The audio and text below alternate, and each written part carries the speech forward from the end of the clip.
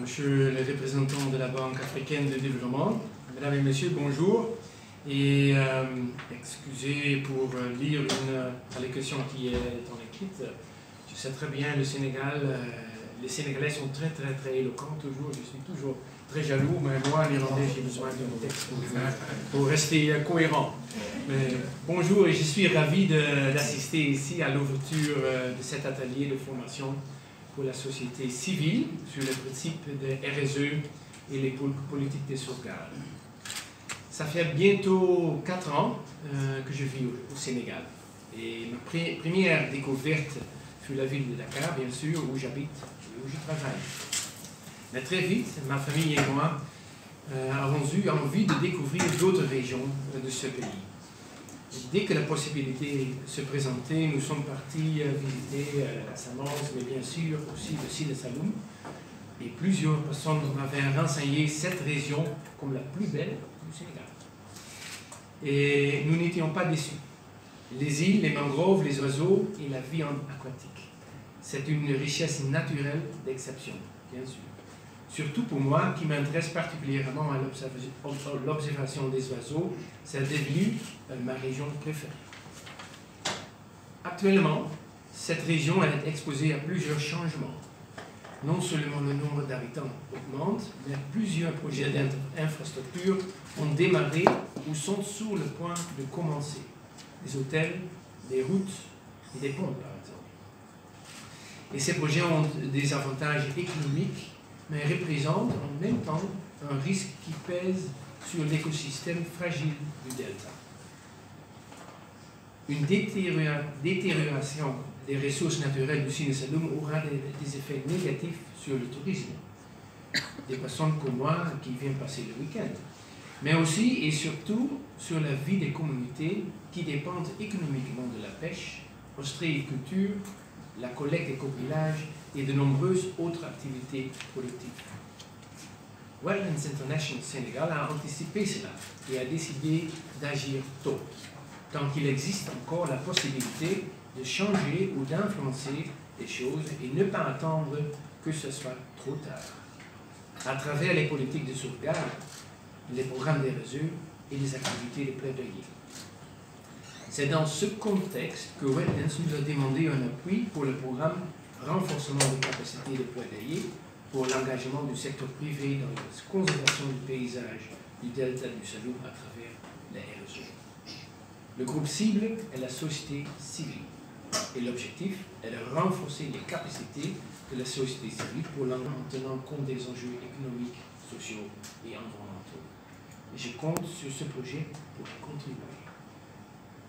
Le développement durable est une priorité pour le gouvernement des Pays-Bas. Et c'est pourquoi la Commission néerlandaise de l'évaluation environnementale soutient et fait le coaching du ministère de l'Environnement du Sénégal dans l'élaboration de son plan de développement durable du secteur offshore et son évaluation environnementale stratégique.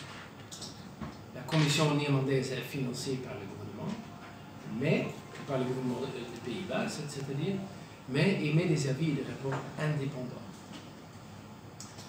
Dans quelques semaines, je vais quitter le Sénégal. Mon prochain poste est loin d'ici, à Tokyo. Ah oui, c'est pas à côté. Hein? Mais ce que j'espère est que ce projet, parmi d'autres initiatives, fera qu'à mon retour au Sénégal, je retrouverai le Sine Saloum comme je vais le laisser, la plus belle région du Sénégal. Je vous remercie. Merci.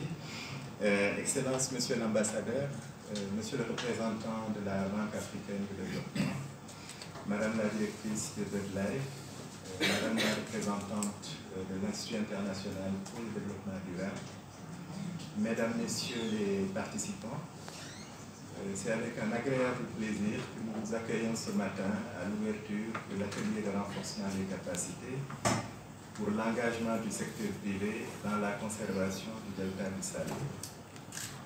Comme l'ambassadeur l'a rappelé tout à l'heure, Wetlands International intervient au Sénégal et en Afrique de l'Ouest depuis de nombreuses années. Et une bonne partie de notre programme se concentre dans le delta du Saloum, qui est un paysage formidable, comme l'a rappelé son Excellence. Je crois que tous ceux qui ont vu le delta, notamment ceux qui l'ont vu pour la première fois, y compris parmi les Sénégalais qui ne sont pas familiers avec cette région, sont toujours frappés par la beauté de ce paysage. Cependant, c'est une région qui est maintenant exposée à de nombreux changements, mais également des changements rapides. À titre d'exemple, l'État est en train d'édifier un pont qui va permettre la traversée au niveau de Foundiougne. Nous avons également des autoroutes à péage qui vont relier Dakar à cette zone en rendant l'accès beaucoup plus facile. Enfin, dernier exemple que je citerai, il y a un bloc de pétrole offshore qui va être exploité au plus tard en 2022 au niveau de Sangomar. Je pourrais également mentionner le terminal pétrolier qui va être établi dans le delta lui-même. C'est naturellement des investissements d'infrastructures que nous apprécions beaucoup parce que l'Afrique en a besoin, le Sénégal en a besoin, mais en même temps nous sommes conscients des risques que ces infrastructures font courir à l'écosystème. Et c'est pour cette raison que depuis de nombreuses années, nous travaillons de façon collaborative avec les autorités publiques, notamment pour attirer leur attention, mais également pour collaborer avec leurs services techniques, pour l'engagement avec les entreprises privées, justement pour créer un espace où l'ensemble des secteurs pourront collaborer dans la mesure où les démarches sectorielles individuelles sont souvent insuffisantes et peuvent ignorer tel ou tel aspect. Donc en mettant ensemble la société civile, les entreprises privées, mais également le secteur public, nous pensons que nous pouvons avoir des investissements qui rendent des services évidents, importants à nos pays, tout en sauvegardant des écosystèmes qui ont une importance capitale pour la nature, mais également pour les communautés qui dépendent des eaux humides.